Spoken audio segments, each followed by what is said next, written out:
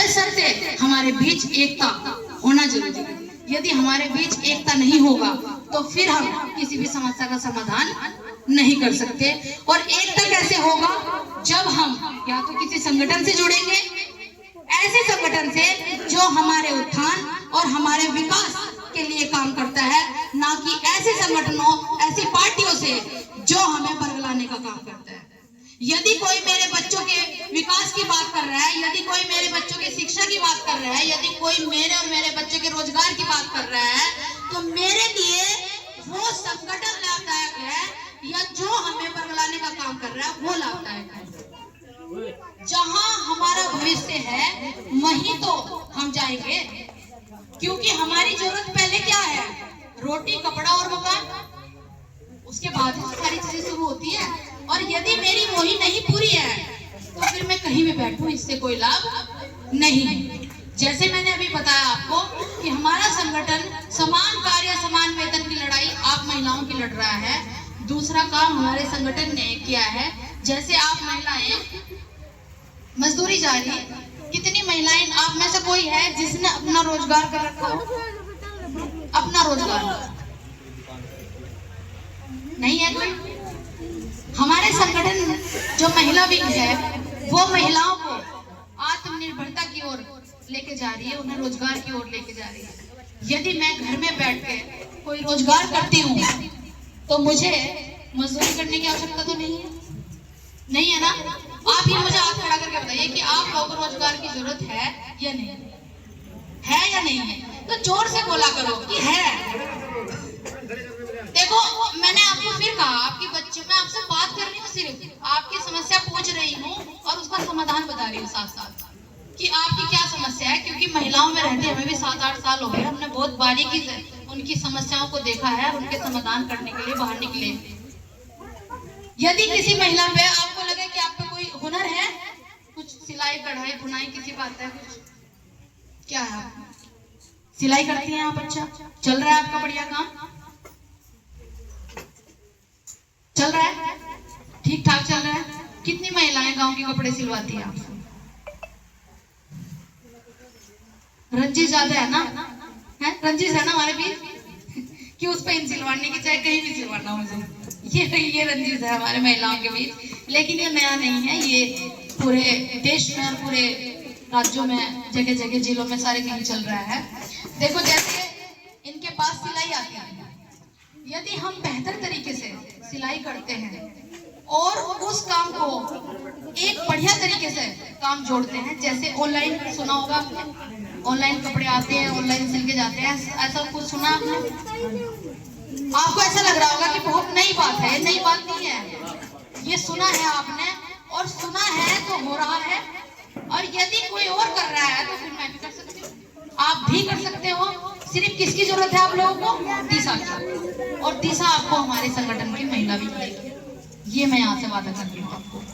यदि किसी के अंदर हुनर है तो वो अपना काम यदि शुरू करना चाहती है तो हमारे जनता देश संगठन की महिला भी उसका काम शुरू करवाएगी और उसे काम करने का तरीका भी बताएगी। और यदि जो मेरी बहनें हैं जिनके हाथ में कोई रोजगार नहीं और वो काम करना चाहती हैं, तो उन्हें काम सिखाया भी जाएगा और सिखाने के बाद फिर उनसे करवाया भी जाएगा।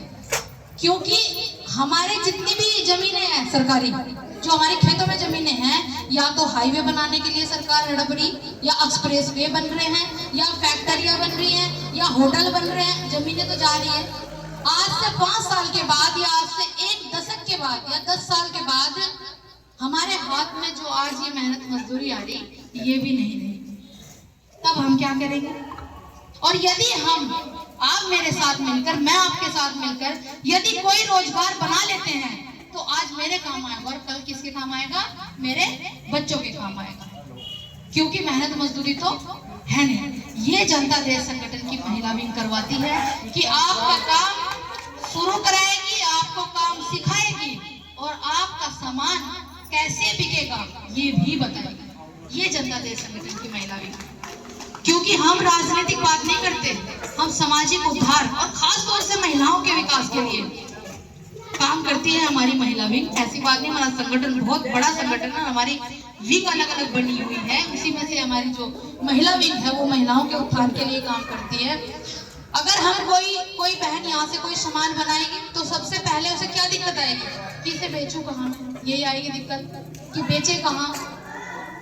तो हम, यदि आपकी यूनिटी बन जाती है, यदि आपका संगठन बन जाता है, यदि आपकी एकता बन जाती है, तो आपको यही आपके यमुनानगर में ही, आपके हरियाणा में ही हम आपको ग्रामीण और अस्थाई बाजार भी उपलब्ध कराएंगे ताकि आप उसमें अपना सामान कुशल पूर्वक बेच सकें और आपको आपके सामान के उचित दाम मिल सके। ये जनता देश संगठन की कार्यशैली है और ऐसे ही तरीके से जनता देश संगठन काम करता है। आपको किसी भी तरह की कोई भी समस्या हो, जो जायज समस्या है, जैसे हमारे वक्ताओं ने आपको बताया कि जो जायज समस्या है, जो आपको लगता है कि हाँ भाई मुझे कोई परेशान कर रहा है या मेरी समस्या है, उसमें दुख सुख में जैसे बोला गया है,